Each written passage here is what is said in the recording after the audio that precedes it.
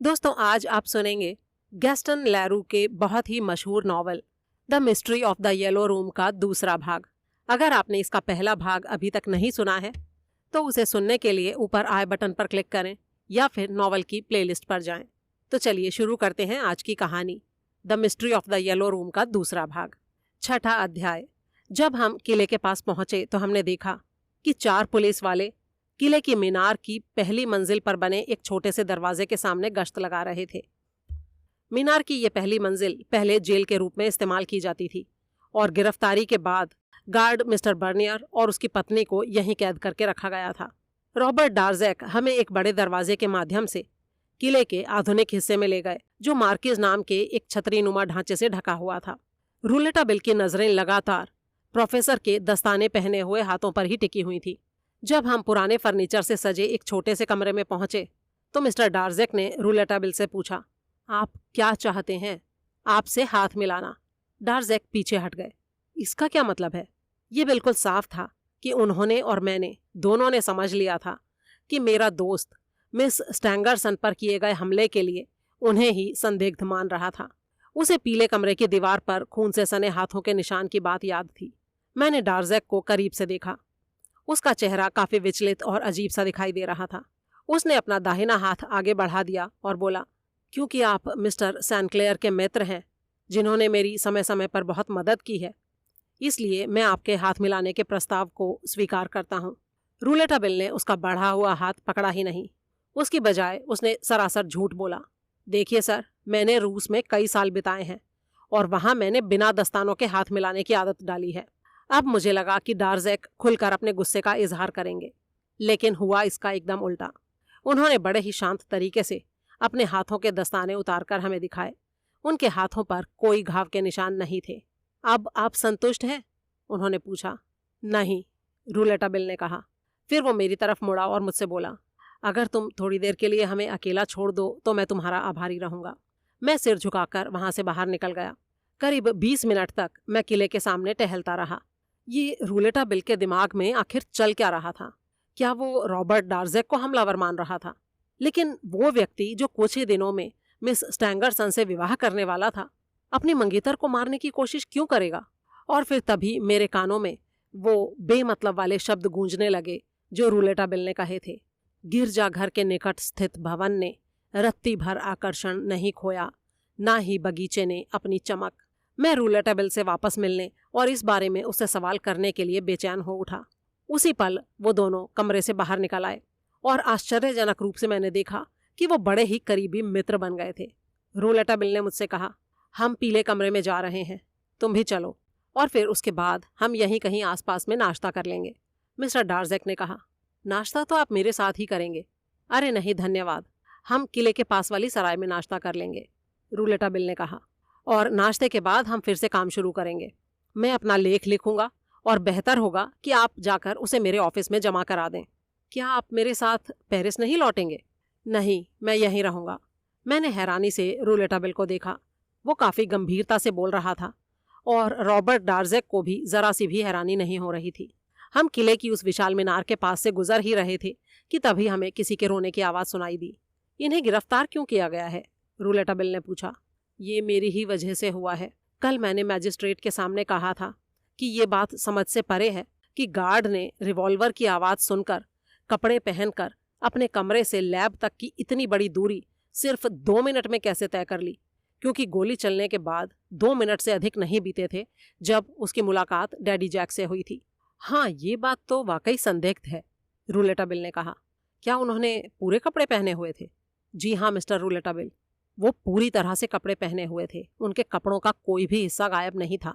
औरत ने लकड़ी के जूते पहने हुए थे और पुरुष ने बक्कल वाले बूट्स, जबकि उनका दावा है कि वे 9:30 बजे सो गए थे। आज सुबह मैजिस्ट्रेट पेरिस से ठीक उसी कैलिबर की एक रिवॉल्वर लाए थे जैसी पीले कमरे से मिली थी। वो सबूत के तौर पर रखी गई रिवॉल्वर का इस्तेमाल नहीं करना चाहते थे। उन्होंने पीले कमरे का दरवाजा खिड़की बंद रखते हुए अपने सहायक से उस रिवॉल्वर से कमरे के अंदर 2 गोलियां चलाने को कहा। हम लोग उस समय गार्ड के कमरे में थे, फिर भी हमें कुछ सुनाई नहीं दिया, कोई आवाज नहीं आई। इसीलिए गार्ड ने झूठ बोला है, इसमें कोई संदेह नहीं है। वो दोनों निश्चित रूप से लैब के पास कहीं इंतजार कर रहे थे, किसी संकेत का।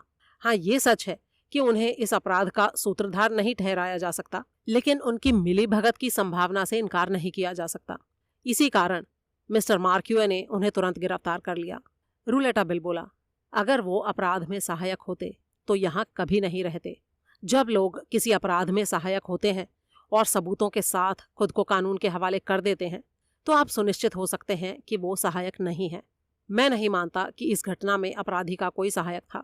उनकी चुप्पी के पीछे जरूर कोई और कारण है और उसी कारण को हमें ढूंढना होगा, क्योंकि भले ही वो सहायक ना हो, लेकिन फिर भी ये एक महत्वपूर्ण मसला है।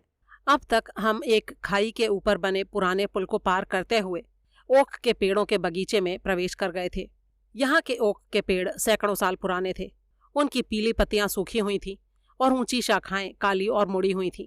हाल की बारिश ने यहाँ की मिट्टी को काला और कीचड़ भरा बना दिया था। चारों तरफ गिरी हुई पत्तियां सड़ रही थीं। जब हम इस एकांत और गंभीर आश्रय की तरफ जा रहे थे, तब हमने उस भवन की सफेद दीवारें देखीं जिसमें लैब बनी हुई थी। वो बिल्डिंग काफी अजीब दिख रही थी, क्योंकि हम जिस तरफ से इसे देख रहे थे उस दिशा में कोई भी खिड़की नजर नहीं आ रही थी। सिर्फ एक छोटा दरवाजा था जिसे प्रवेश द्वार के रूप में पहचाना जा सकता था। उसे देखकर ऐसा लग रहा था जैसे घने जंगलों के बीच एक विशाल समाधि मंदिर बना हुआ हो। जैसे जैसे हम उसके करीब पहुंचते गए, उसकी बनावट स्पष्ट होती गई। ये बिल्डिंग दक्षिण दिशा यानी गांव की तरफ से अपनी जरूरत की धूप प्राप्त करता था। यहाँ पर आप लोगों की सुविधा के लिए बिल्डिंग के भूतल की रूपरेखा दी गई है। नंबर 1 जो है वो है पीला कमरा, जिसमें एक खिड़की और एक दरवाजा है और इसका दरवाजा लैब में खुलता है। नंबर 2 है लैब, जिसमें 2 बड़ी जालीदार खिड़कियां और 2 दरवाजे हैं। एक दरवाजा पीले कमरे में और दूसरा मुख्य हॉल में खुलता है। नंबर 3 है मुख्य हॉल, जिसमें एक बड़ी बिना जाली वाली खिड़की और एक दरवाजा है जो बगीचे की तरफ जाता है। नंबर 4 है टॉयलेट और नंबर 5 है अटारी की तरफ जाने वाली सीढ़ियां। नंबर 6 है एकमात्र और बड़ी चिमनी, जिसका लैब में एक्सपेरिमेंट्स के लिए उपयोग होता है। ये नक्शा रूलेटा बिल ने बनाया था और मैंने इसे देखकर यह सुनिश्चित किया कि इसमें ऐसा कुछ नहीं था जो पुलिस की समस्या का समाधान कर सके। जब हम मुख्य द्वार तक पहुंचे, उससे पहले हमें 3 सीढ़ियां चढ़नी पड़ी। वहां पर रुककर रूलेटा बिल ने मिस्टर डार्जेक से पूछा, इस हमले का उद्देश्य क्या था? डार्जेक ने कहा, अगर आप मेरी राय पूछें सर, तो इसमें कोई संदेह नहीं है कि हमलावर का इरादा बहुत ही भयानक था। मथिल्डा के गले और सीने पर गहरे नाखूनों की खरोंचें इस बात का प्रमाण है। कल जब डॉक्टरों ने उनके शरीर के इन निशानों की जांच की, तो उन्होंने पुष्टि की कि ये निशान उसी हाथ के हैं जिसने पीले कमरे की दीवार पर खून से निशान छोड़ा था। वो एक विशाल हाथ था जो मेरे दस्तानों में कहीं फिट नहीं होता। आखिरी बात उसने एक अजीब सी मुस्कान के साथ कही थी। मैंने बीच में ही टोका, लेकिन ऐसा भी तो हो सकता है कि वो खून से सना हाथ खुद मिस स्टैंगरसन का हो। डार्जेक ने कहा, हाँ हो सकता है गिरते समय उन्होंने दीवार का सहारा लिया हो और हाथ फिसलने से वो निशान बड़ा हो गया हो, लेकिन जब हमने उनको उठाया तब उनके हाथों पर खून का एक भी धब्बा नहीं था। क्या आपको किसी पर शक है? रूलेटा बिल ने उनसे पूछा। जी नहीं, मिस्टर डार्जेक ने कहा। फिर रूलेटा बिल मेरी तरफ मुड़कर बोला, मिस्टर मार्क्यूए ने हमें जो बताया था उससे कहीं ज्यादा जानकारी जांच में मिल चुकी है। वो केवल यही नहीं जानते थे कि मिस स्टैंगरसन ने रिवॉल्वर से आत्मरक्षा की थी, बल्कि ये भी जानते थे कि उनके ऊपर किस हथियार से हमला हुआ था। मिस्टर डार्जेक ने मुझे बताया है कि वो हथियार भेड़ की हड्डी थी। वो हड्डी बिस्तर के पास फर्श पर पड़ी मिली थी। डार्जेक ने बीच में ही टोका, लेकिन मैं आप लोगों से अनुरोध करूंगा कि आप इस बारे में किसी से कुछ ना कहें। मैंने सहमति में सिर हिला दिया।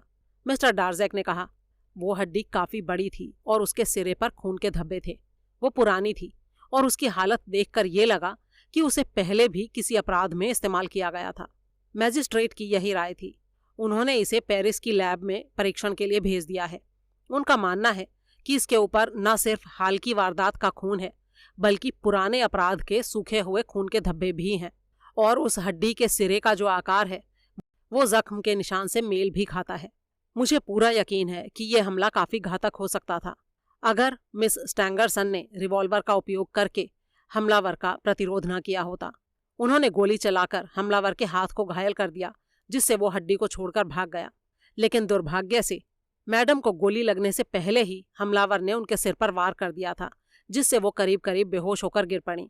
अगर वो पहली गोली से ही उसे घायल कर पाती तो शायद वो इस भयानक चोट से बच जाती, लेकिन उन्होंने रिवॉल्वर का उपयोग करने में देर कर दी, जिससे पहली गोली छत में जाकर अटक गई और सिर्फ दूसरी गोली ने अपना असर किया। ये कहते हुए मिस्टर डार्ज़ेक ने घर के दरवाजे पर दस्तक दी। अंदर से जिस व्यक्ति ने दरवाजा खोला वो था डैडी जैक। उसकी लंबी सफेद दाढ़ी और सफेद बाल थे, जिन पर उसने एक चपटी बैस्क टोपी पहनी थी। उसने भूरे रंग का सूट पहना था, जिसकी आस्तीनें बंधी हुई थी, और पैरों में लकड़ी के जूते थे।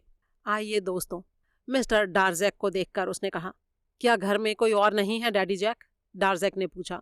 मिस्टर रॉबर्ट, मुझे मिले आदेशों के अनुसार मैं किसी को भी घर में प्रवेश करने नहीं दे सकता, लेकिन ये आदेश आपके लिए लागू नहीं होता।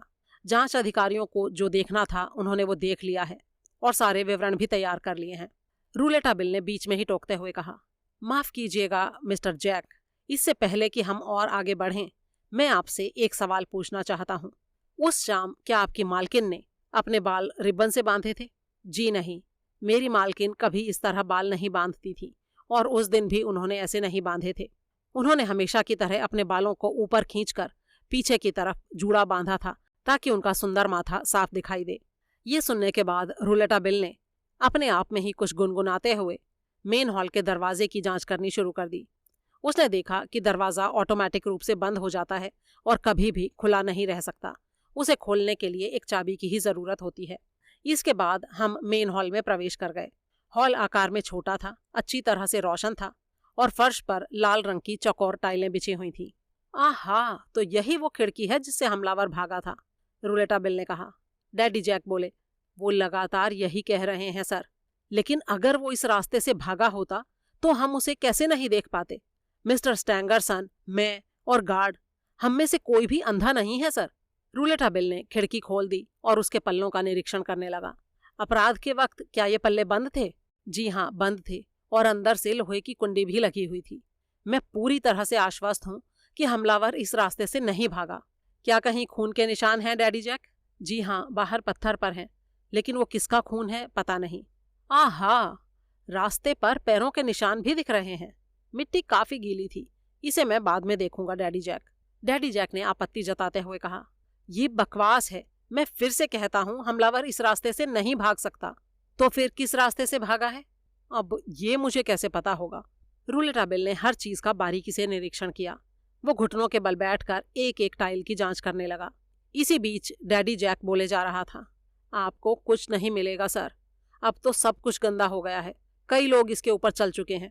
उन्होंने मुझे इसे धोने की भी परमिशन नहीं दी, लेकिन अपराध वाले दिन मैंने दिन में फर्श को अच्छी तरह से साफ कर दिया था, और अगर हमलावर अपने लोहे की कीलों वाले जूते पहनकर यहाँ से गुजरा होता तो मैं जरूर देख पाता कि वो कहाँ गया। उसने मिस स्टैंगरसन के कमरे में काफी निशान छोड़ दिए थे। आपने आखिरी बार ये टाइलें कब साफ की थी डैडी जैक? रूलेटा बिल ने पूछा। मैंने अभी बताया तो सर, अपराध वाले दिन शाम को 5:30 बजे। उस समय मैडम और उनके पिता रात के खाने से पहले यहाँ थोड़ा टहल रहे थे। खाना उन्होंने लैब में खाया था। अगले दिन जांच अधिकारी ने फर्श पर सारे निशान देखे, इतने साफ कि जैसे किसी ने सफेद कागज पर स्याही से चित्र बनाए हों। लैब और मेन हॉल एकदम साफ सुथरे थे। वहां पर किसी भी इंसान का पदचिन्ह नहीं था, लेकिन क्योंकि ये निशान खिड़की के बाहर मिले, इसका मतलब ये था कि वो हमलावर किसी तरह से पीले कमरे की छत से होते हुए ऊपर की अटारी में, यानी मेरे कमरे में गया, और वहां से बाहर निकलकर मेन हॉल की खिड़की के पास आया। लेकिन पीले कमरे की छत या अटारी की छत में कोई छेद नहीं है, ये तय है, और इसीलिए हमें इस बारे में कुछ भी नहीं पता, और शायद कभी कुछ पता भी नहीं चलेगा। ये किसी शैतानी रहस्य की तरह है। अंतिम वाक्य सुनकर रूलेटा बिल मुस्कुराया, फिर घुटनों के बल बैठते हुए हॉल के पीछे वाले छोटे टॉयलेट के सामने जांच करने लगा। करीब 1 मिनट तक वो उसी मुद्रा में रहा। जब वो खड़ा हुआ तो मैंने पूछा, कुछ मिला? बहुत खास कुछ नहीं, बस 1 बूंद खून। अच्छा डैडी जैक, जब आप लैब और मुख्य हॉल की सफाई कर रहे थे तब क्या ये खिड़की खुली थी? नहीं सर, ये बंद थी, लेकिन फर्श धोने के बाद मैंने मिस्टर स्टैंगरसन के लिए लैब की भट्टी में कोयले जलाए थे। जब मैंने पुराने अखबारों से उनमें आग लगाई तो स्वाभाविक रूप से धुआं उठने लगा, इसलिए मैंने हवा आने जाने के लिए लैब की दोनों खिड़कियां और ये वाली खिड़की खोल दी थी। बाद में जब मैं बाहर गया तो लैब की खिड़कियां बंद कर दी, लेकिन मेन हॉल की ये खिड़की मैंने खुली छोड़ दी थी। जब मैं वापस आया तो ये खिड़की बंद थी, और मिस्टर स्टैंगरसन और मिस स्टैंगरसन पहले ही लैब में अपना काम शुरू कर चुके थे। तो क्या उन दोनों में से किसी ने ये खिड़की बंद की थी? जी हाँ, उन्होंने ही की होगी। क्या आपने उनसे पूछा था? जी नहीं, मैंने पूछा तो नहीं। फिर रूलेटा बिल ने टॉयलेट और अटारी की सीढ़ियों की गहन जांच की। फिर वो लैब में चला गया। मैं भी उसके पीछे था। रॉबर्ट डार्जेक उसकी हर गतिविधि को ध्यान से देख रहा था। ये कमरा बड़ा और पर्याप्त रूप से रोशन था। कमरे में मजबूत लोहे की सलाखों वाली 2 बड़ी बड़ी खिड़कियां थीं, जिनसे चारों तरफ का विस्तृत दृश्य देखा जा सकता था। उन खिड़कियों से जंगल के एक खुले हिस्से के पार घाटी और समतल भूमि पर फैला एक बड़ा शहर दिखाई देते थे, जो कि साफ मौसम में तो स्पष्ट रूप से नजर आते थे, लेकिन आज धरती पर धुंध की चादर फैली हुई थी। कमरे के एक तरफ एक विशाल चिमनी थी, जिसमें धातु पिघलाने के बर्तन, भट्टियां, रासायनिक परीक्षणों के उपकरण, एक टेबल जिस पर शीशियां, कागज, रिसर्च के विवरण और एक विद्युत यंत्र रखे हुए थे। उसके बारे में मिस्टर डार्जेक ने हमें बताया कि प्रोफेसर स्टैंगरसन इसे सूरज के प्रकाश के प्रभाव से पदार्थों के विभाजन को दिखाने के लिए इस्तेमाल करते थे। इसके अलावा वहाँ कई और वैज्ञानिक उपकरण भी थे। कमरे की दीवार पर लगी कांच की अलमारियों के पीछे माइक्रोस्कोप, फोटोग्राफिक यंत्र और कई क्रिस्टल के बर्तन भी रखे थे। रूलेटा बिल चिमनी में सुराग ढूंढ रहा था। फिर उसने भट्टी के अंदर हाथ डालकर एक धातु पिघलाने वाले पॉट की जांच की। अचानक वो सीधा खड़ा हो गया और हाथ में एक अध जला कागज का टुकड़ा उसने उठा लिया। फिर वो उस खिड़की के पास आया जहां हम खड़े होकर बातें कर रहे थे। इसे फिलहाल अपने पास रखिए मिस्टर डार्जेक, उसने कहा। मैंने मिस्टर डार्जेक के हाथ में रखे उस कागज पर झुककर देखा और उसके ऊपर लिखे वाक्य को पढ़ा। गिरजाघर के निकट स्थित भवन ने रत्ती भर आकर्षण नहीं खोया, ना ही बगीचे ने अपनी चमक। ये वही बेतुके शब्द थे जिन्होंने मुझे सुबह से 2 बार उलझन में डाल दिया था, और दूसरी बार मैंने देखा कि इन शब्दों का मिस्टर डार्जेक पर भी वैसा ही असर हुआ जैसे उन्हें लकवा मार गया हो। उन्होंने बेचैनी भरी नजरों से डैडी जैक की तरफ देखा, लेकिन वो दूसरी खिड़की के पास किसी चीज में व्यस्त था और इस तरफ ध्यान नहीं दे रहा था। मिस्टर डार्जेक ने कांपते हाथों से अपनी नोटबुक निकाली और उस कागज के टुकड़े को उसमें रखकर एक लंबी सांस लेते हुए बोले, ओह माय गॉड। उसी समय रूलेटा बिल चिमनी की ग्रिल पर चढ़ गया। वो भट्टी की एक ईंट पर खड़ा था और चिमनी का बारीकी से निरीक्षण कर रहा था। चिमनी ऊपर की तरफ संकरी होती जा रही थी और उसका मुहाना लोहे की कई पट्टियों से बंद था जो चिमनी की दीवारों में जड़ी हुई थी। उसके बीच से 3 छोटी छोटी चिमनियां बाहर निकली हुई थी। वो कूदकर वापस जमीन पर आते हुए बोला, इस रास्ते से बाहर निकलना तो असंभव है। अगर मान भी लें कि वो इसी रास्ते से भागा तो उसे इन सारी लोहे की पट्टियों को खोलकर गिराना पड़ता। नहीं, यहाँ कोई फायदा नहीं होगा। फिर उसने कमरे के फर्नीचर और अलमारियों की जांच की। खिड़कियों की तरफ देखकर उसने कहा कि इनके जरिए किसी का भागना संभव नहीं है। जब उसने दूसरी खिड़की की तरफ गौर किया तो डैडी जैक वहां बड़ी ही दिलचस्पी से कुछ देख रहा था। क्या देख रहे हो डैडी जैक? रूलेटा बिल ने पूछा। मैं उस पुलिस वाले को देख रहा हूँ जो झील के चारों तरफ घूमता रहता है। वो भी उन्हीं में से है जिनको लगता है कि वो बाकी लोगों से ज्यादा जानते और देखते हैं। रूलेटा बिल ने थोड़े दुख भरे स्वर में कहा, तुम फ्रेडरिक लार्सन को जानते नहीं हो डैडी जैक, नहीं तो उनके बारे में ऐसा नहीं कहते। अगर कोई उस हमलावर को ढूंढ पाएगा तो वही आदमी होगा। उसके बाद आखिरकार हम पीले कमरे के दरवाजे तक पहुंचे। अब हमें उस कमरे में जाना था जहां पर वो वारदात असल में घटी थी, और मेरा दिल जोर जोर से धड़क रहा था। 7वां अध्याय। रूलेटा बिल ने पलंग के नीचे छानबीन शुरू की। फिर उसने पीले कमरे का दरवाजा खोल दिया और दरवाजे की दहलीज पर खड़े होकर कहा, आहा, काले कपड़े पहने किसी महिला की खुशबू। उस समय मैं उसकी आवाज में मौजूद भावना को समझ नहीं पाया था, लेकिन बाद में उसे समझा। कमरे में अंधेरा था। डैडी जैक खिड़की के पल्ले खोलने वाला था, लेकिन रूलेटा बिल ने उसे रोक दिया। क्या अपराध के समय भी कमरा पूरी तरह अंधेरे में था? उसने पूछा। जी नहीं, मुझे ऐसा नहीं लगता। मैडम हमेशा टेबल पर एक लैंप जलाकर रखती थी और मैं हर शाम उनके सोने से पहले वो लैंप जला देता था। आप समझ ही रहे होंगे कि शाम के बाद मुझे नौकर का भी काम करना पड़ता था। आमतौर पर नौकर सुबह आता था और मैडम देर रात तक काम करती थी। अच्छा, लैंप किस जगह रखा था? क्या वो बिस्तर से दूर था? जी हाँ, थोड़ा दूर। क्या तुम अब वो लैंप जला सकते हो? लैंप टूट गया है। जब टेबल उल्टी तो लैंप भी टूट गया और उसके भीतर का सारा तेल बाहर फैल गया। बाकी सब कुछ वैसा ही है जैसा पहले था। अगर मैं खिड़की का पल्ला खोलूं तो आप देख सकते हैं। नहीं नहीं, रुको, अभी मत खोलो। रूलेटा बिल एक बार फिर से लैब में गया, जहां उसने दोनों खिड़कियों के पल्ले और प्रवेश द्वार का दरवाजा बंद कर दिया। अब हम पूरी तरह अंधेरे में डूब गए थे। उसने एक मोमबत्ती जलाई और डैडी जैक से कहा कि मोमबत्ती लेकर पीले कमरे के भीतर उसी जगह पर रख दे जहां उस रात लैंप था। डैडी जैक ने मोमबत्ती लेकर कमरे में प्रवेश किया। वो हमेशा इस कमरे में जाते समय अपने लकड़ी के जूते दालान में उतार कर मोज़ों में ही प्रवेश करता था। मोमबत्ती की हल्की रोशनी में हमें कमरे की चीजें धुंधली दिखाई देने लगीं। कोने में एक बिस्तर, सामने बाईं ओर दीवार पर टंगा एक बड़ा आईना। बस इतना काफी है, अब खिड़की के पल्ले खोल दो, रूलेटाबिल बोला। डैडी जैक ने हमें चेतावनी देते हुए कहा, आगे मत बढ़िए, आपके जूतों के निशान यहाँ आ सकते हैं और जांच अधिकारी ने कहा है कि यहाँ पर कुछ भी गड़बड़ नहीं होनी चाहिए। हालांकि अब उनके पास यहाँ करने को कुछ बचा नहीं है। फिर उसने खिड़की के पल्ले खोल दिए जिससे हल्की दिन की रोशनी कमरे में भर गई। कमरे का फर्श लकड़ी का था, जबकि लैब और दालान के फर्श टाइलों के थे। फर्श पर पीले रंग का कालीन बिछा हुआ था जो करीब करीब पूरे फर्श को ढक रहा था, यहाँ तक कि बिस्तर और ड्रेसिंग टेबल के नीचे के हिस्से को भी। कमरे में सिर्फ बिस्तर और ड्रेसिंग टेबल ही सीधे खड़े थे। बाकी सामान, एक गोल टेबल, एक नाइट टेबल और 2 कुर्सियां कमरे के बीच में उल्टे पड़े थे। कालीन पर खून का बड़ा दाग था, जो कि स्वाभाविक था कि मिस स्टैंगरसन के माथे से बहा हुआ खून था। इसके अलावा फर्श पर कई और खून की बूंदें भी थीं, जो बड़े और काले पद चिन्हों के साथ बिखरी पड़ी थीं। ये निशान यकीनन हमलावर के थे।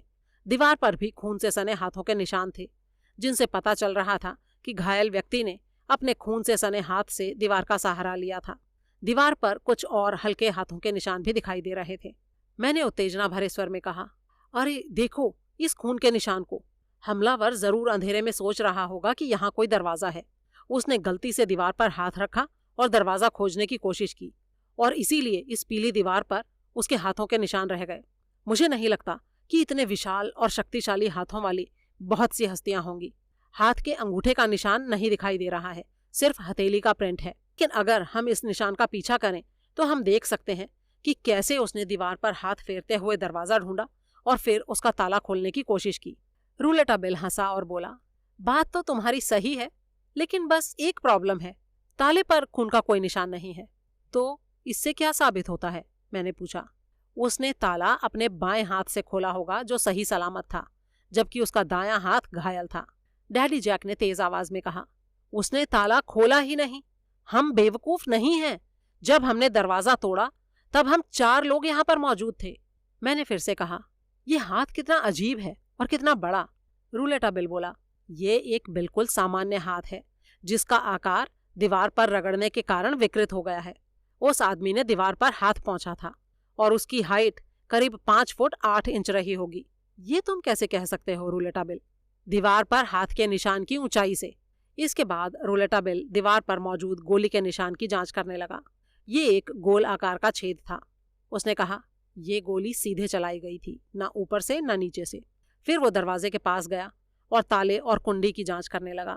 जांच के बाद उसने ये निष्कर्ष निकाला कि दरवाजा वाकई बाहर से तोड़ा गया था, और उसने ये भी देखा कि ताले में चाबी अंदर की तरफ से लगी हुई थी। वो पूरी तरह आश्वस्त हो गया कि जब ताले में चाबी अंदर से लगी हो तो बाहर से कोई दूसरी चाबी से दरवाजा नहीं खोला जा सकता। ये सब तय करने के बाद वो फर्श पर बैठ गया। उसने अपने जूते उतार दिए और मोजे पहने हुए कमरे में दाखिल हो गया। फिर उसने उल्टी पड़ी चीजों का बारीकी से निरीक्षण किया। कुछ देर बाद वो बोला, तुमने सही कहा डैडी जैक। तुम्हारी मालकिन ने उस शाम अपने बालों में रिबन नहीं बांधा था। मैं बेवकूफ था जो ऐसा सोच रहा था। फिर वो सांप जैसी फुर्ती से बिस्तर के नीचे घुस गया। थोड़ी देर बाद हमने उसे पूछते हुए सुना, डैडी जैक, मिस्टर और मिस स्टैंगरसन लैब में कब गए थे? जी 6 बजे। वो अंदर से ही बोला, हाँ वो यहाँ पर था, ये निश्चित है। वास्तव में उसके पास यहाँ छिपने के अलावा और कोई जगह नहीं थी। यहाँ उसके जूतों के कील के निशान हैं। जब आप लोग अंदर आए तो क्या आप में से किसी ने बिस्तर के नीचे देखा था?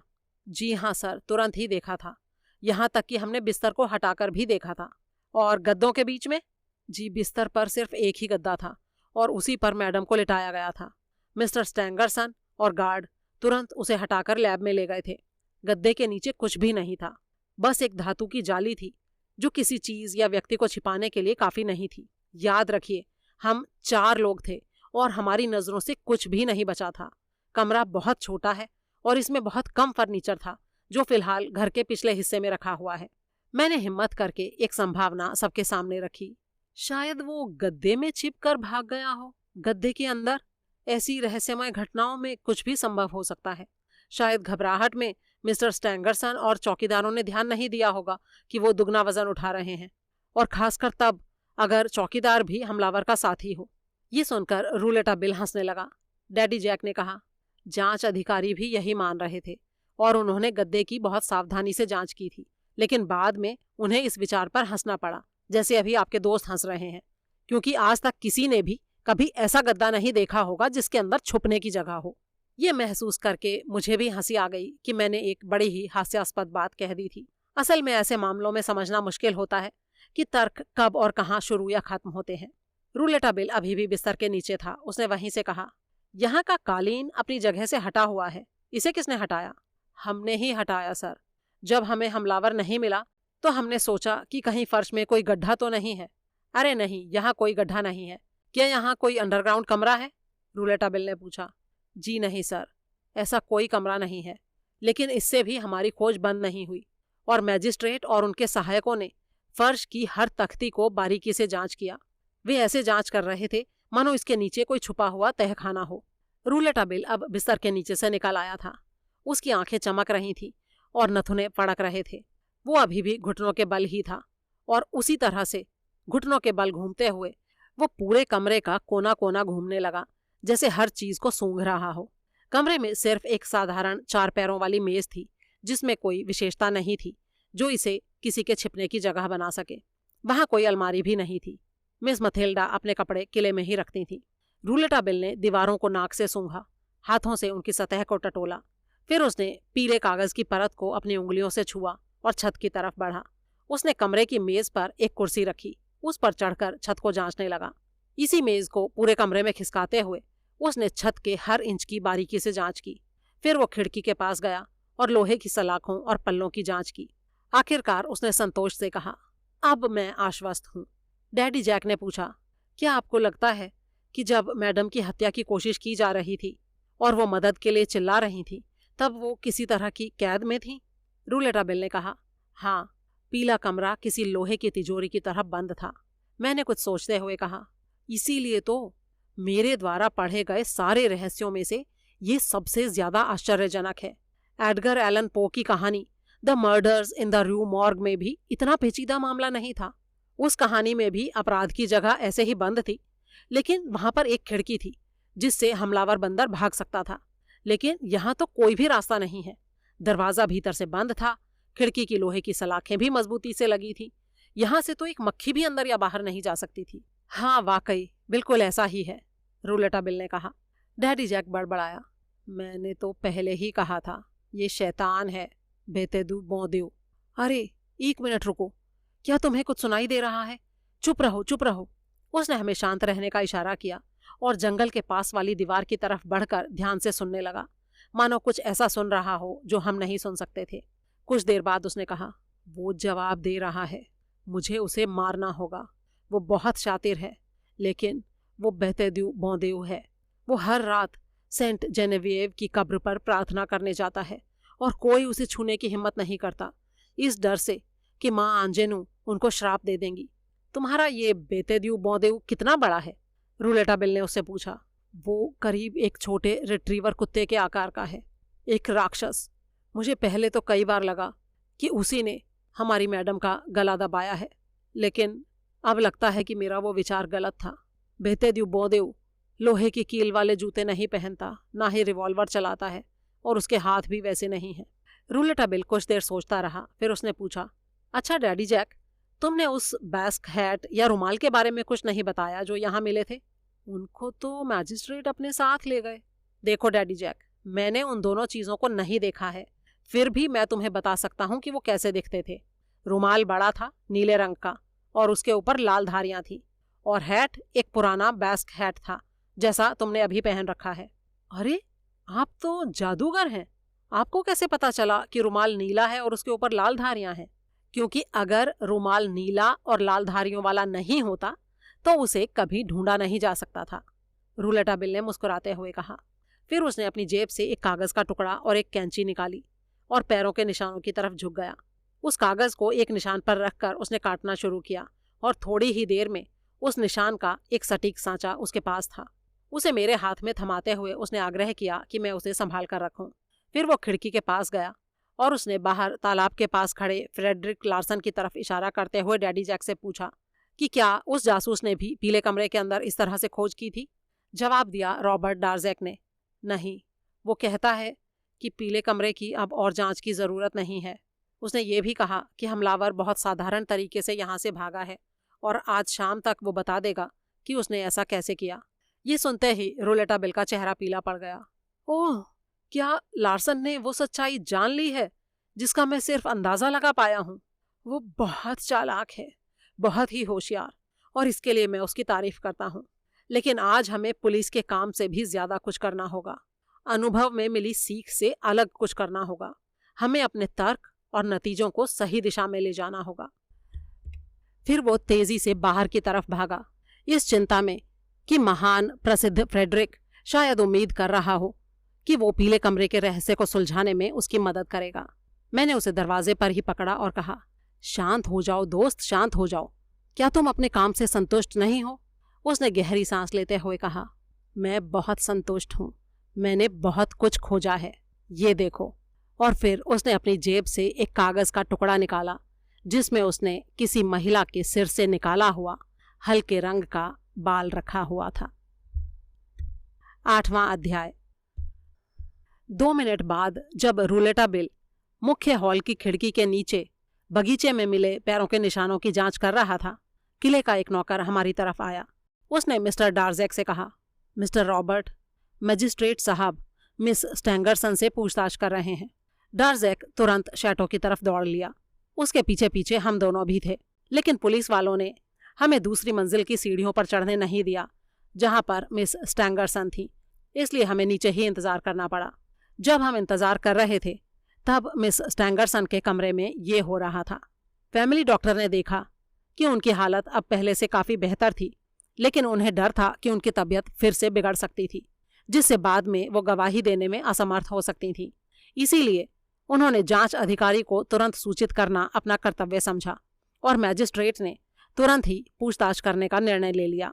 इस पूछताछ के दौरान मैजिस्ट्रेट, उनके सहायक, मिस्टर स्टैंगरसन और डॉक्टर मौजूद थे। मुझे बाद में उस गवाही की पूरी जानकारी मिली जिसे मैं यहाँ कानूनी भाषा में प्रस्तुत कर रहा हूँ। प्रश्न: अगर आप बहुत थकी हुई नहीं हैं मिस, तो क्या आप हमसे उस भयानक हमले के बारे में कुछ जानकारी शेयर कर सकती हैं? जी हाँ, मैं अब बेहतर महसूस कर रही हूँ और जो कुछ भी मुझे पता है वो मैं बताऊंगी। जब मैंने अपने कमरे में प्रवेश किया था तो मुझे कोई भी अजीब या असामान्य बात नजर नहीं आई थी। प्रश्न: उस दिन आपने क्या क्या किया मिस? मैं चाहता हूँ कि आप जितना संभव हो सके उतने विस्तार और सटीकता से मुझे बताएं। उत्तर: उस दिन मैं देर से उठी, सुबह 10 बजे। मेरे पिता और मैं पिछली रात Philadelphia science and culture council के सम्मान में राष्ट्रपति द्वारा आयोजित समारोह और डिनर में शामिल हुए थे। वहां से हम देर से लौटे थे। 10:30 बजे जब मैं अपने कमरे से बाहर आई तो मेरे पिता पहले ही लैब में काम करना शुरू कर चुके थे। दोपहर तक हम साथ काम करते रहे। लंच से पहले हमारी आदत के अनुसार हमने घर के सामने के बगीचे में आधे घंटे टहलने का फैसला किया। खाने के बाद हमने फिर से आधे घंटे बगीचे में टहलने का आनंद लिया। फिर हम वापस लैब में चले गए। वहाँ हमने मेरी नौकरानी को देखा जो मेरा कमरा ठीक करने आई थी। मैंने उसे पीले कमरे के अंदर कुछ छोटे निर्देश दिए और फिर वो घर से चली गई। फिर मैं अपने पिता के साथ काम में लग गई। शाम को 5 बजे हम फिर से बगीचे में टहलने गए और उसके बाद हमने चाय पी। प्रश्न: शाम के 5 बजे घर से निकलने से पहले क्या आप अपने कमरे में गई थीं? उत्तर: नहीं, मैंने अपने पिता से अनुरोध किया था और वो मेरा हैट लाने के लिए गए थे। प्रश्न: क्या उन्होंने वहाँ कुछ संदिग्ध देखा? उत्तर: बिल्कुल नहीं सर। प्रश्न: तो ये करीब करीब पक्का है कि हमलावर उस समय तक बिस्तर के नीचे नहीं छिपा था। जब आप बाहर गईं, क्या आपने अपने कमरे का दरवाज़ा बंद किया था? उत्तर: नहीं, दरवाज़ा बंद करने का कोई कारण नहीं था। प्रश्न: आप और मिस्टर स्टैंगरसन कितने समय तक घर से बाहर रहे? उत्तर: करीब 1 घंटे तक। प्रश्न: निश्चित रूप से उसी 1 घंटे में हमलावर ने घर में प्रवेश किया होगा, लेकिन कैसे ये कोई नहीं जानता। बगीचे में पैरों के निशान मिले हैं जो मेन हॉल की खिड़की से दूर जाते दिखते हैं, लेकिन खिड़की के पास आने के निशान नहीं मिले। क्या आपने ध्यान दिया था कि जब आप बाहर जा रही थी तब खिड़की खुली थी या बंद? उत्तर: मुझे याद नहीं है। मिस्टर स्टैंगरसन, खिड़की बंद थी। प्रश्न, और जब आप वापस आईं? उत्तर, मैंने ध्यान नहीं दिया। मिस्टर स्टैंगरसन, वो खिड़की तब भी बंद थी। मिस स्टैंगरसन, जब हम बाहर थे तब डैडी जैक ने जरूर इसे खोला होगा। प्रश्न, प्लीज ठीक से याद करने की कोशिश कीजिए। क्या डैडी जैक ने आपकी अनुपस्थिति के दौरान या बाहर जाने से पहले खिड़की खोली थी? आप लोग शाम 6 बजे लैब में लौटकर काम शुरू कर चुके थे, है ना? उत्तर, जी हाँ। प्रश्न, और क्या आप लोग उसके बाद लैब से बाहर नहीं निकले जब तक कि आपने अपने पीले कमरे में प्रवेश नहीं किया? मिस्टर स्टैंगरसन, देखिए, ना तो मैं और ना ही मेरी बेटी, हम दोनों ने ही लैब से एक बार भी बाहर कदम नहीं रखा। हम अपने काम में बहुत बुरी तरह से बिजी थे। एक पल भी बर्बाद करने की हमारी इच्छा नहीं थी। प्रश्न, क्या आप लोगों ने डिनर लैब में ही किया था? उत्तर, जी हाँ, जैसा कि मैंने बताया, हम काम में बहुत बिजी थे और एक पल भी गंवाना नहीं चाहते थे। क्या आप आमतौर पर लैब में खाना खाते हैं? उत्तर, कभी कभार। प्रश्न, क्या आपको लगता है कि हमलावर को यह पता था कि आप उस रात लैब में खाना खाएंगे? मिस्टर स्टैंगरसन, ओह माय गॉड, मुझे ऐसा नहीं लगता, क्योंकि हमने 6 बजे घर लौटने के बाद ही ये फैसला किया था कि हम खाना लैब में खाएंगे। उसी समय मेरा वन रक्षक मुझसे मिला और उसने मुझे इस जंगल के एक हिस्से का आपातकालीन निरीक्षण करने के लिए कहा, लेकिन मैंने उसकी बात को ज्यादा महत्व नहीं दिया और उसे अगले दिन के लिए टाल दिया। चूंकि वो शैटो के रास्ते जा रहा था, मैंने उससे कहा कि वो इस बारे में मैनेजर को सूचित कर दे कि हम उस रात लैब में खाना खाएंगे। वो मेरा ये आदेश पूरा करने के लिए चला गया और मैं अपनी बेटी के पास लौट आया, जो पहले से ही काम में बिजी थी। प्रश्न, आप अपने कमरे में कब गई थी मिस? जब आपके पिता प्रयोगशाला में काम कर रहे थे? उत्तर, जी, आधी रात को। प्रश्न, क्या डैडी जैक ने शाम के समय पीले कमरे में प्रवेश किया था? उत्तर, हाँ, खिड़की के पैनल बंद करने और रात की रोशनी जलाने के लिए। प्रश्न, क्या उसने कुछ संदिग्ध देखा? उत्तर, अगर वो कुछ देखता तो हमें जरूर बताता। वो एक ईमानदार व्यक्ति है और बहुत ही वफादार। प्रश्न, मिस्टर स्टैंगरसन, क्या आप ये पक्के तौर पर कह सकते हैं कि डैडी जैक पूरे समय आपके साथ लैब में ही था? मिस्टर स्टैंगरसन, जी हाँ, मैं पूरी तरह सुनिश्चित हूँ, इसमें मुझे कोई शक नहीं है। प्रश्न, क्या आपने अपने कमरे में प्रवेश करते ही दरवाजा बंद करके ताला और कुंडी लगा दी थी मैडम? क्या इतना सतर्क होना थोड़ा असामान्य नहीं है, ये जानते हुए कि आपके पिता और आपका नौकर वहां मौजूद थे? क्या आप उस समय किसी कारण से डर रही थी? उत्तर, मेरे पिता काम खत्म करने के बाद शैटो में वापस चले जाते थे और डैडी जैक भी अटारी वाले कमरे में सोने चले जाते थे। तब मैं अकेली रह जाती थी और हाँ, मैं थोड़ी डरी हुई तो थी। प्रश्न, आप इतनी डरी हुई थी कि आपने डैडी जैक को बताए बिना ही उसका रिवॉल्वर ले लिया? उत्तर, ये सच है। असल में मैं किसी को डराना नहीं चाहती थी और अगर मेरा डर गलत साबित होता तो ये सब काफी बेवकूफ़ी भरा लगता। प्रश्न, आपको किस बात का डर था? उत्तर, मैं समझ नहीं पा रही हूँ कि ये बात आपको कैसे बताऊं। कुछ रातों से मुझे ऐसा लग रहा था कि बगीचे और घर के आसपास कुछ अजीब आवाज़ें सुनाई दे रही हैं, जैसे किसी के चलने की आवाज़ या पेड़ों की डालियों के टूटने की आवाज़। मुझ पर हमला होने से एक रात पहले, जब मैं राष्ट्रपति भवन से लौट कर आई थी, रात के करीब 3 बज चुके थे, लेकिन मैं सोई नहीं थी। उस समय मैं एक पल के लिए अपनी खिड़की के पास खड़ी हुई और मुझे पूरा यकीन है कि मैंने अंधेरे में कुछ परछाइयां देखी थीं। प्रश्न, कितनी परछाइयां? उत्तर, 2। वो झील के चारों तरफ घूम रहे थे। फिर बादल ने आकर चांद को ढक लिया और मैं अंधेरे में उनको नहीं देख पाई। हर साल इस समय मैं सर्दियों के लिए शैटो में अपने कमरे में शिफ्ट हो जाती थी, लेकिन इस बार मैंने फैसला किया था कि जब तक मेरे पिता का ये रिसर्च पूरा नहीं हो जाता, मैं यहाँ से नहीं जाऊंगी। मैं नहीं चाहती थी कि ये महत्वपूर्ण काम हमारी दैनिक आदतों के बदलाव की वजह से बाधित हो। प्रश्न, क्या आपने अपने डर के बारे में किसी को बताया? उत्तर, नहीं, मैंने अपने पिता या डैडी जैक को भी कुछ नहीं बताया। मैं जानती थी कि डैडी जैक अपने कमरे में एक रिवॉल्वर रखते हैं, इसलिए उनकी गैर मौजूदगी में मैंने उसे ले लिया और अपने कमरे की टेबल की ड्रॉअर में रख दिया। प्रश्न, क्या आपको किसी पर शक है?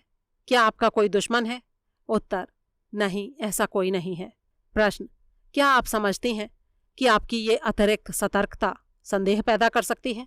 मिस्टर स्टैंगरसन बीच में ही टोकते हुए, निश्चित रूप से मेरी बेटी द्वारा उठाए गए ये कदम बहुत ही आश्चर्यजनक हैं। उत्तर, नहीं, क्योंकि मैंने पहले ही बताया था कि मैं कुछ रातों से बेचैन थी। प्रश्न, पीले कमरे का दरवाज़ा बंद करके क्या आप सोने चली गई थी? उत्तर, हाँ, और बहुत थकी होने के कारण मुझे तुरंत नींद आ गई थी। प्रश्न, क्या कमरे में तब भी रोशनी जल रही थी? उत्तर, हाँ, लेकिन बहुत हल्की रोशनी। प्रश्न, ठीक है, तो अब मिस ये बताएं कि उस दिन वास्तव में क्या हुआ था? उत्तर, मुझे नहीं पता कि मैं कितनी देर सोई थी, लेकिन अचानक मेरी नींद टूट गई और मैं जोर से चिल्लाई, क्योंकि जब मैं जागी तो मैंने देखा कि एक आदमी मेरे कमरे में खड़ा है। अगले ही पल उसने मुझ पर हमला कर दिया और मेरा गला घोंटने की कोशिश की। मैं करीब करीब दम तोड़ने ही वाली थी कि किसी तरह संघर्ष करते हुए अपने टेबल की दराज तक पहुंच गई। मैंने जल्दी से रिवॉल्वर निकाला। उसी समय उस आदमी ने मुझे धक्का देकर मेरे बिस्तर के पास गिरा दिया और किसी भारी चीज से मुझे मारने की कोशिश की। मैंने गोली चला दी, लेकिन तब तक उसने मेरे सिर पर जोरदार वार कर दिया था। ये सब इतनी तेजी से हुआ कि मैं और कुछ नहीं जानती। प्रश्न, कुछ भी नहीं? क्या आपको कोई अंदाजा है कि हमलावर आपके कमरे से कैसे भागा? उत्तर, नहीं, कोई अंदाजा नहीं, मुझे और कुछ नहीं पता, मैं बेहोश हो चुकी थी। प्रश्न, आपने जिस व्यक्ति को देखा वो लंबा था या छोटा, मोटा था या पतला? उत्तर, मैंने बस एक भयानक परछाई देखी थी। प्रश्न, क्या आप हमें थोड़ा सा भी संकेत या सुराग दे सकते हैं? उत्तर, मुझे सिर्फ इतना पता है कि एक आदमी ने मुझ पर हमला किया था और मैंने उसे गोली मारी थी। इसके अलावा मुझे कुछ नहीं पता। मिस स्टैंगरसन से पूछताछ यहीं पर समाप्त हो गई। मिस्टर डार्जेक पास के एक कमरे से ये पूछताछ सुन रहे थे और उन्होंने अपनी अद्भुत याददाश्त की मदद से पूरी बात हमें विस्तार से दोहराकर सुनाई। पूछताछ को इतनी तेजी और सटीकता से बताने के लिए हम उनके आभारी थे। उन्होंने हर प्रश्न और हर उत्तर को शब्द दर शब्द दोबारा से हमारे सामने प्रस्तुत किया। सारी बातें सुनकर रूलेटा बिल ने उनसे अनुरोध किया कि वो एक बार फिर से मिस स्टैंगरसन के बयान को दोहराएं, जिसमें उन्होंने और उनके पिता ने घटना के दिन समय कैसे बिताया इसका वर्णन किया था। खास तौर से लैब में रात का खाना खाने वाला विवरण रूलेटा बिल को बहुत ही दिलचस्प लगा। उसने इस हिस्से को 3 बार दोहराने के लिए कहा ताकि वो इस बात की पुष्टि कर सके कि वन रक्षक को कैसे पता चला कि प्रोफेसर और उनकी बेटी डिनर के लिए लैब जा रहे थे। मिस्टर डार्जेक की बात खत्म होने के बाद मैंने कहा, इस पूछताछ से समस्या को सुलझाने में कोई खास प्रगति तो नहीं हुई है, हम वहीं हैं जहां पहले थे। रूलेटा बिल ने मुस्कुराते हुए कहा, मुझे ऐसा बिल्कुल नहीं लगता, बल्कि मुझे तो ऐसा लगता है कि इस पूछताछ ने रहस्य पर जरूर कुछ प्रकाश डाला है। 9वां अध्याय। हम फिर से उस रहस्यमय घर की तरफ लौटे। घर से कुछ दूरी पर रूलेटा बिल ने हमें रोका और दाईं ओर की एक झाड़ी की तरफ इशारा करते हुए कहा, वहीं से हमलावर घर के अंदर घुसा था। वहां बड़े बड़े ओक के पेड़ों के बीच वैसे ही और भी पौधे थे। मैंने पूछा, इतने पेड़ों के होते हुए हमलावर ने उसी झाड़ी को क्यों चुना? मेरे दोस्त ने उस रास्ते की तरफ इशारा करते हुए कहा, वहां देखो, पूरे रास्ते पर कंकड़ बिछे हुए हैं। वो आदमी निश्चित रूप से कंकड़ वाले इस रास्ते से ही घर की तरफ गया है, क्योंकि नरम मिट्टी में उसके पैरों के निशान नहीं मिले हैं। अब उस आदमी के पंख तो थे नहीं, उसे पैदल ही जाना पड़ा होगा और इसीलिए उसने कंकड़ वाले रास्ते पर चलकर अपना रास्ता बनाया ताकि मिट्टी पर उसके पैरों के निशान ना आए। और अगर झाड़ी की बात करें तो ये झाड़ी फूशिया जैसे ऐसे पौधों से बनी है जो सर्दियों में ज्यादा नहीं बढ़ते, इसीलिए ये एक झाड़ी का रूप ले लेते हैं जो किसी के भी छिपने के लिए एकदम सही जगह है। हमलावर यहाँ इस झाड़ी के पीछे तब तक इंतजार करता रहा जब तक उसे घर के अंदर घुसने का मौका नहीं मिला। यहीं से उसने मिस्टर और मिस स्टैंगरसन को घर से निकलते देखा और बाद में डैडी जैक को। घर की खिड़कियों के पास भी बहुत सारे कंकड़ बिछे हुए हैं। मैंने पहले ही दीवार के साथ एक आदमी के पैरों के निशान देखे हैं जिनकी हम थोड़ी देर में जांच करेंगे। ये पैरों के निशान साबित करते हैं कि उस व्यक्ति को मेन हॉल की खिड़की तक पहुंचने के लिए सिर्फ एक बड़ा कदम उठाना पड़ा था जिसे डैडी जैक ने उस टाइम खुला छोड़ रखा था। वो आदमी खिड़की से चढ़कर अंदर गया और मुख्य हॉल में दाखिल हो गया। इसके साथ ही हम ये भी अनुमान लगा सकते हैं कि वो कब अंदर गया होगा। जब प्रोफेसर और उनकी बेटी शाम को टहलने गए थे, यानी 5 बजे। इससे पहले वो दोनों 1:30 बजे भी गार्डन में टहलने गए थे और लौटे थे, लेकिन हमलावर उस समय पीले कमरे में मौजूद नहीं था क्योंकि उस समय मिस स्टैंगरसन के बयान के अनुसार नौकरानी कमरे को ठीक ठाक कर रही थी। अगर उस समय वो बिस्तर के नीचे छिपा होता तो नौकरानी ने उसे जरूर देख लिया होता। मिस्टर डार्जेक ने इस बात पर सिर हिलाकर कहा कि वो नौकरानी की वफादारी के बारे में पूरी तरह से आश्वस्त हैं। उन्होंने कहा, इसके अलावा शाम के 5 बजे मिस्टर स्टैंगरसन एक बार कमरे में अपनी बेटी का हैट लाने के लिए भी गए थे। हाँ, ये भी एक पॉइंट है, रूलेटाबिल ने कहा। मैंने कहा, मैं तुम्हारी बात मानता हूं कि वो आदमी उसी समय खिड़की से अंदर आया था, लेकिन उसने खिड़की बंद क्यों की?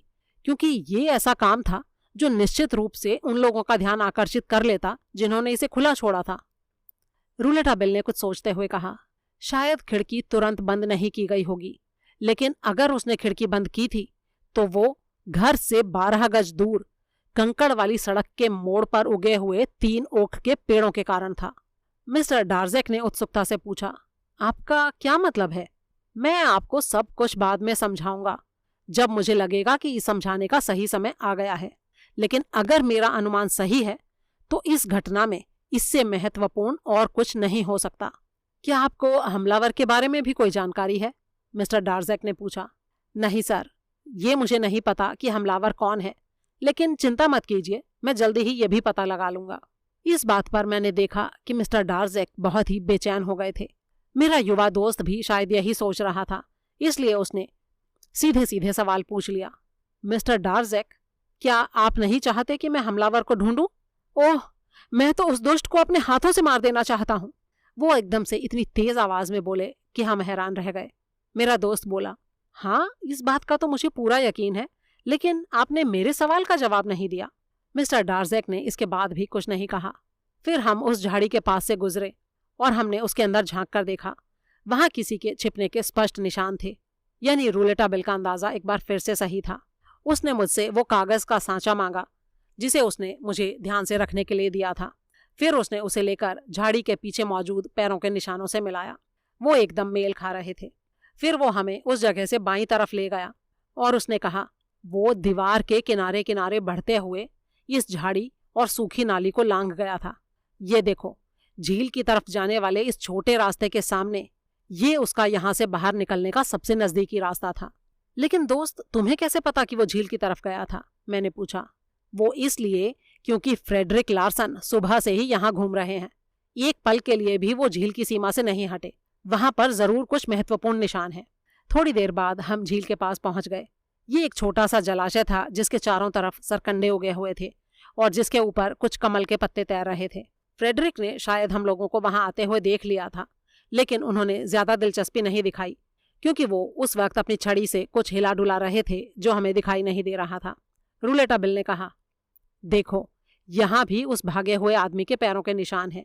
ये निशान झील के किनारे किनारे जाते हैं और आखिरकार उस रास्ते पर जाने से ठीक पहले गायब हो जाते हैं जो एपिने की मेन सड़क की तरफ जाता है। वो आदमी पेरिस की तरफ भागा है। लेकिन तुम ऐसा कैसे सोच रहे हो, क्योंकि इन पैरों के निशान अब रास्ते पर नहीं दिख रहे हैं? मैंने पूछा। रूलेटाबिल एक साफ सुथरे जूतों के निशान की तरफ इशारा करते हुए बोला, मैं ऐसा इन पैरों के निशानों की वजह से सोच रहा हूं जिनके मिलने की उम्मीद मुझे पहले से ही थी। फिर उसने फ्रेडरिक लार्सन को आवाज दी और कहा, मिस्टर फ्रेड, इन साफ सुथरे पैरों के निशानों को देखकर ऐसा लग रहा है जैसे ये अपराध होने के बाद बनाए गए हैं। लार्सन ने बिना सिर उठाए जवाब दिया, हाँ, इन्हें बहुत ध्यान से बनाया गया है। ये देखो, यहाँ पर कुछ पैरों के निशान हैं, आने के भी और जाने के भी।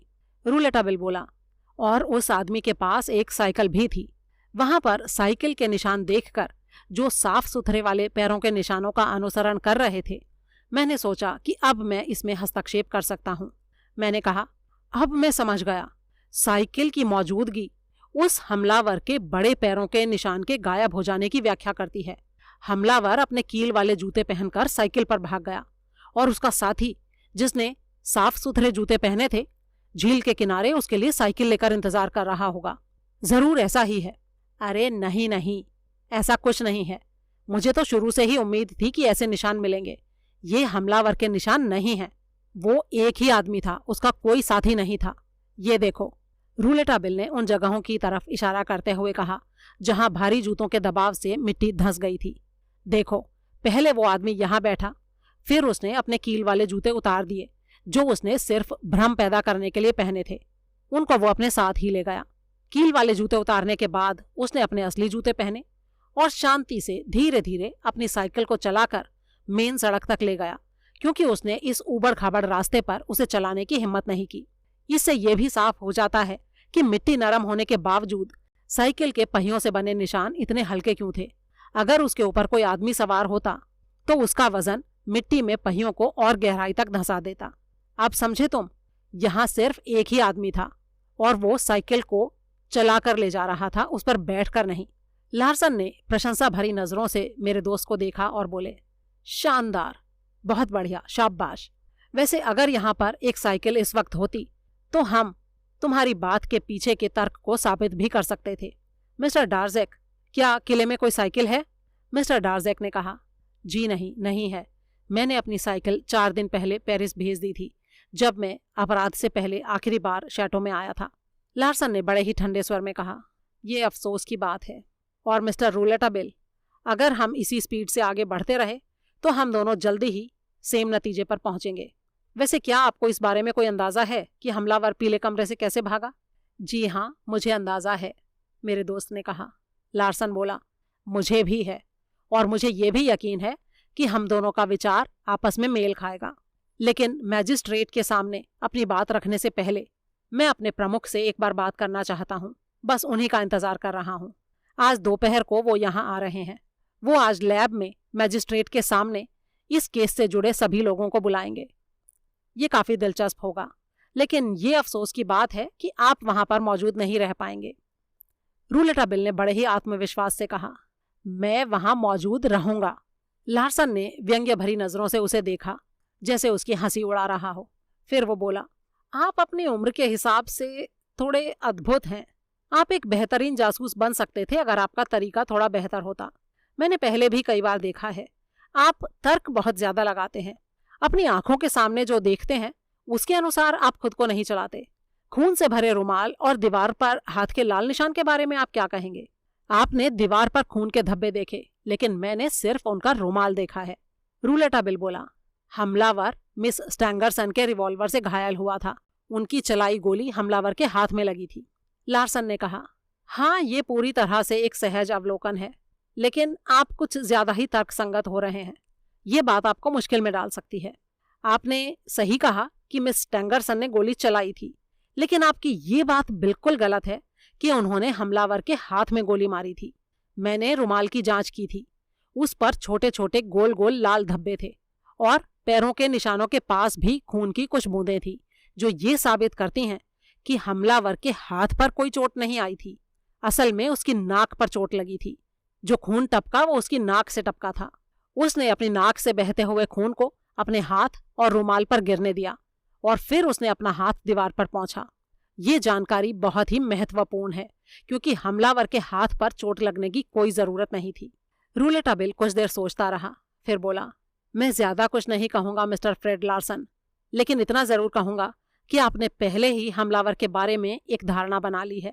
आपकी थ्योरी ये कहती है कि हमलावर के हाथ में चोट नहीं आई थी, और आपने उसी धारणा पर भरोसा करके जांच की और अलग नतीजे निकाले। ये बात बहुत ही खतरनाक है मिस्टर फ्रेड।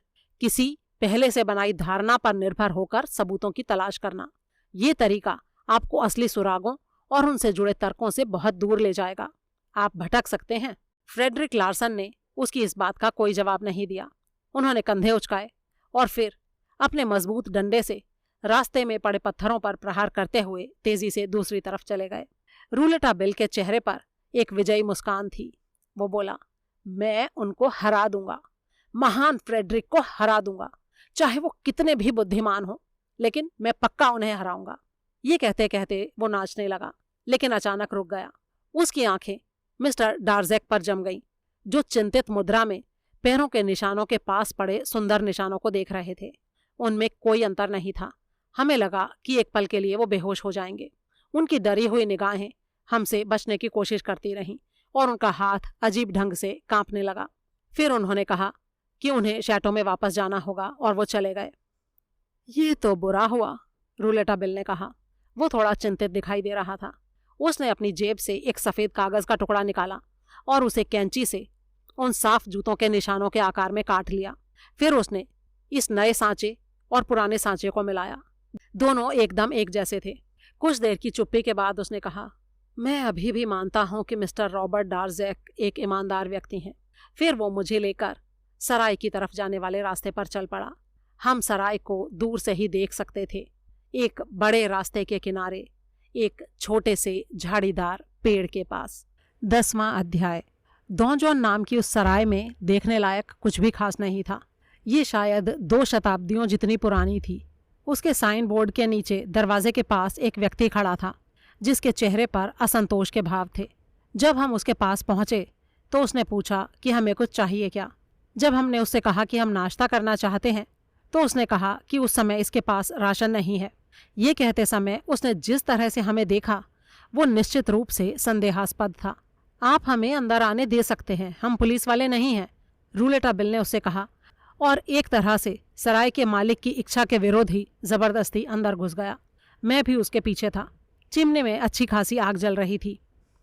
सराय का ये कमरा मध्यम आकार का था जिसमें 2 भारी टेबल, कुछ स्टूल और एक बड़ी मेज थे जिस पर सिरप और शराब की बोतलें रखी थीं। कमरे के चूल्हे के पास जो शेल्फ थी उस पर सराय के मालिक के मिट्टी के बर्तन और पत्थर के जगों का संग्रह सजा हुआ था। रूलेटा बिल ने कहा, ये आग मुर्गे को भूनने के लिए एकदम बढ़िया है। सराय के मालिक ने कहा, हमारे पास कोई मुर्गा नहीं है, कोई छोटा खरगोश भी नहीं है। रूलेटा बिल धीरे से बोला, मैं जानता हूँ, हमें अब भेड़ का मांस खाना होगा। उस पल मैं रूलेटा बिल की उस बात का मतलब नहीं समझा, लेकिन जैसे ही सराय के मालिक ने यह सुना उसने होठों ही होठों में एक गाली बकी और तुरंत खुद को हमारी सेवा में समर्पित कर दिया। ठीक उसी तरह जैसे मिस्टर डार्जेक रूलेटा बिल के वाक्य को सुनते ही उसके प्रति वफादार हो गए थे। मेरा दोस्त निश्चित रूप से जानता था कि इन बेतुके वाक्यों का उपयोग करके लोगों को कैसे वश में किया जाए। मैंने उससे कुछ पूछने की कोशिश की लेकिन उसने मुझे चुप रहने का इशारा किया। सराय के मालिक ने एक छोटा सा दरवाज़ा खोलकर किसी को बुलाया और आधा दर्जन अंडे और थोड़ा भेड़ का मांस लाने के लिए कहा। एक मजबूत कदकाठी वाली युवती ने फटाफट ये काम कर दिया। उसके सुनहरे बाल और आकर्षक आंखें थीं। लड़की से सामान लेकर उस आदमी ने कठोर स्वर में कहा, चलो अंदर जाओ, वो हरा आदमी फिर कभी यहाँ नहीं दिखना चाहिए। युवती अंदर गायब हो गई। रूलेटा बिल ने उससे वो अंडे ले लिए जो उसे एक कटोरे में लाकर दिए गए थे और एक प्लेट में भेड़ का मांस दिया गया था। उसने उन सबको ध्यान से चिमनी के पास रखा और फिर चिमनी के पास दीवार पर लटक रहे 2 बर्तन उतार कर उसमें से एक में उसने हमारे लिए ऑमलेट बनाना शुरू किया और दूसरे में भेड़ के मांस के टुकड़े को भूनने की तैयारी की। इसी बीच उसने सेब की शराब की 2 बोतलें भी मंगवा ली थीं। सराय का मालिक एक तरफ खड़ा कभी कभी बीच में उपेक्षा से हमें देख लेता था। अचानक वो बड़बड़ाया, आह, ये तो आ ही गया। अब उसके चेहरे पर गहरी नफरत दिखाई दे रही थी। वो एक खिड़की के पास जाकर चिपक सा गया और सड़क को ध्यान से देखने लगा। हम दोनों भी उठकर उसके पीछे वहां जा खड़े हुए। मैंने देखा कि बाहर एक व्यक्ति जिसने पूरी तरह से हरे रंग का मखमली सूट पहन रखा था और जिसके सिर पर हरे रंग की ही शिकारियों वाली टोपी थी, बहुत धीरे धीरे आगे बढ़ रहा था। चलते हुए वो अपना पाइप जलाकर स्मोक करने की कोशिश कर रहा था। उसकी पीठ पर एक शिकार करने की बंदूक लटक रही थी। उसने चश्मा पहना था और उसकी उम्र करीब 45 साल होगी। बाल और मूछें बर्फ जैसे सफ़ेद थे। देखने में काफ़ी आकर्षक था। सराय के पास से गुजरते हुए वो 1-2 पल रुका, जैसे दुविधा में हो कि अंदर जाए या नहीं। फिर वो आगे बढ़ गया। सराय के मालिक ने राहत की सांस ली और बोला, अच्छा है वो आज यहाँ नहीं आया। ये आदमी है कौन? रूलेटा बिल ने अपने ऑमलेट के पास वापस लौटते हुए पूछा। सराय का मालिक कठोर स्वर में बोला, हरे रंग का आदमी। तुम उसे नहीं जानते? तुम्हारे लिए अच्छा ही है। ये पहचानने लायक आदमी है भी नहीं। मिस्टर स्टैंगरसन का वन रक्षक है ये। तुम्हें वो बिल्कुल भी पसंद नहीं है? अरे मैं क्या, उसे तो कोई भी पसंद नहीं करता सर। एक समय उसके पास बहुत पैसा था लेकिन अब वो एक नौकर बन गया है। एक वन रक्षक भी बाकी नौकरों की तरह नौकर ही तो होता है ना। लेकिन अपने जीवन में उसने किसी के लिए एक पल भी दया नहीं दिखाई। वो किसी बेबस प्राणी को अपने जंगल का एक तिनका तक नहीं खाने देता। सच कहूँ तो लोग कह सकते हैं कि ग्लांदिए का मालिक है वो, और पूरी ज़मीन और जंगल असल में उसी के हैं। अच्छा, क्या वो अक्सर यहाँ आता है? हाँ, अक्सर आता है, लेकिन मैंने उसे कह दिया है कि मुझे उसकी शक्ल पसंद नहीं है।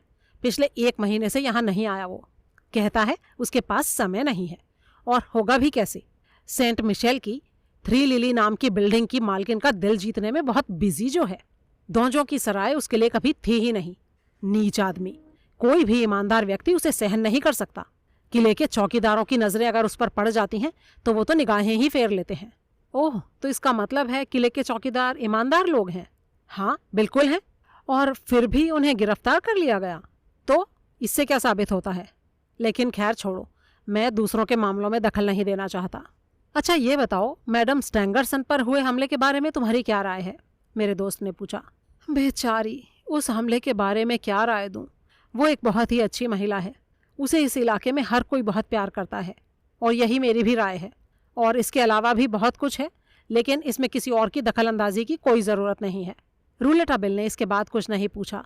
हम टेबल पर बैठकर चुपचाप अपना ऑमलेट खाने लगे।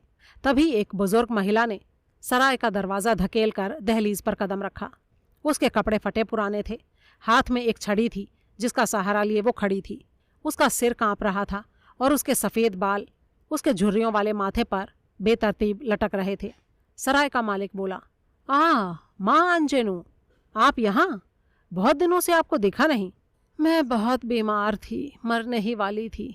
यहाँ आई हूँ कि अगर तुम्हारे पास बेतेद्यू बोंदेऊ के लिए कुछ खाना हो तो। औरत अंदर आई और उसके पीछे पीछे एक बिल्ली भी आई। मैंने कभी कल्पना भी नहीं की थी कि कोई बिल्ली इतनी बड़ी हो सकती है। उस जानवर ने हमारी तरफ देखकर इतनी दुखी और डरावनी आवाज़ में म्याऊं कहा कि मैं कांप गया। मैंने कभी किसी जानवर की ऐसी दुख भरी पुकार नहीं सुनी थी। बूढ़ी औरत के पीछे पीछे वो हरे कपड़ों वाला आदमी भी अंदर आ गया। अपनी टोपी उतारकर वह हमारे पास वाली टेबल पर बैठ गया। एक ग्लास साइडर देना डैडी मैथ्यू, उसने कहा। डैडी मैथ्यू यानी सराय का मालिक चौंक गया, फिर खुद को संभालते हुए बोला, साइडर ख़त्म है। आखिरी बोतलें मैंने इन दोनों सज्जनों को दे दी। तो फिर मुझे सफ़ेद वाइन दे दो। वो भी ख़त्म है, कुछ नहीं बचा, सब ख़त्म है, जाओ यहाँ से। अच्छा, मिसिज़ मैथ्यू कैसी हैं? ठीक हैं, शुक्रिया। इसका मतलब ये था कि कुछ देर पहले जिस युवती को हमने देखा था वो इस शक्की स्वभाव वाले ग्रामीण की पत्नी थी। दरवाज़ा बंद करके वो कमरे से बाहर चला गया। माँ अंजेनु अभी भी अपनी छड़ी पर झुकी खड़ी थी और बिल्ली उनके पैरों के पास थी। हरे कपड़ों वाला आदमी बोला, क्या तुम बीमार थी माँ अंजेनु? पिछले हफ्ते देखा नहीं तुमको। औरत बोली, हाँ वन रक्षक, मैं हफ्ते में 3 से ज़्यादा बार हमारे संरक्षक सेंट जेनेविएव के पास प्रार्थना करने नहीं जा सकी। बाकी समय मैं अपने बिस्तर पर पड़ी रही। मेरी देखभाल के लिए बस यही बेतेद्यू बोंदियू थी। क्या ये हर टाइम तुम्हारे साथ थी? हाँ, दिन रात हर समय। क्या तुम्हें इस बात पर पूरा भरोसा है? हाँ। तो फिर माँ आंजेनु, उस रात जब हमला हुआ था तब इसके रोने की आवाज़ क्यों सुनी गई थी? माँ आंजेनु ने वन रक्षक के सामने खड़े होकर अपनी छड़ी को ज़मीन पर पटका और बोली, मुझे इस बारे में कुछ नहीं पता, लेकिन मैं तुम्हें बता दूं कि इस दुनिया में ऐसी कोई दूसरी बिल्ली नहीं है जो इस तरह से रो सके। सच कहूँ तो जिस रात हमला हुआ मैंने भी बाहर से इसके रोने की आवाज़ सुनी थी, लेकिन मैं कसम खाकर कह सकती हूँ कि उस समय ये मेरे घुटनों के पास बैठी थी और इसने एक बार भी म्याऊं नहीं किया था। वो ज़रूर शैतान की आवाज़ होगी। वन रक्षक ने जब अपना आखिरी सवाल पूछा था उस वक्त उसके चेहरे पर एक दुष्ट मुस्कान थी और ठीक उसी समय हमें ज़ोर से झगड़े की आवाज़ सुनाई दी। ऐसा लगा जैसे किसी को हल्के हल्के पीटा भी जा रहा हो। हरा आदमी तेज़ी से उठकर आग के पास के दरवाजे की तरफ बढ़ा, लेकिन उससे पहले ही दरवाज़ा खुला और सराय का मालिक अंदर आ गया। उसने कहा, परेशानी की कोई बात नहीं है, मेरी पत्नी के दांत में दर्द है, और माँ आंजेनु, ये लो तुम्हारी बिल्ली के लिए कुछ खाना। बूढ़ी औरत ने पैकेट लिया और दरवाजे से बाहर चली गई। उसकी बिल्ली भी चली गई। उनके पीछे वो हरा आदमी भी चला गया। उसके बाहर जाते ही डैडी मैथ्यू ने दरवाज़ा बंद कर दिया। उसकी आंखें गुस्से से लाल हो रही थीं और हाथों की मुट्ठियाँ भिंची हुई थीं। उसने हमसे कहा, मैं नहीं जानता कि तुम कौन हो जो मुझसे कहते हो हमें अब भेड़ का मांस खाना है, लेकिन अगर तुम्हें सच्चाई जानने की ज़रा सी भी परवाह है तो जान लो यही आदमी हमलावर है। ये कहकर वो वहाँ से चला गया। रूलेटाबिल आग के पास लौट आया और बोला, अब हम मांस पकाएंगे। तुम्हें साइडर कैसा लगा? थोड़ा खट्टा है लेकिन मुझे अच्छा लगा, मैंने कहा। उस दिन हमने डैडी मैथ्यू को दोबारा नहीं देखा और जब हम अपने खाने की कीमत 5 फ्रैंक टेबल पर रखकर सराय से बाहर निकले तो वहाँ पूरी तरह से सन्नाटा था। इससे आगे की कहानी के लिए सुने the mystery of the yellow room का 3रा भाग।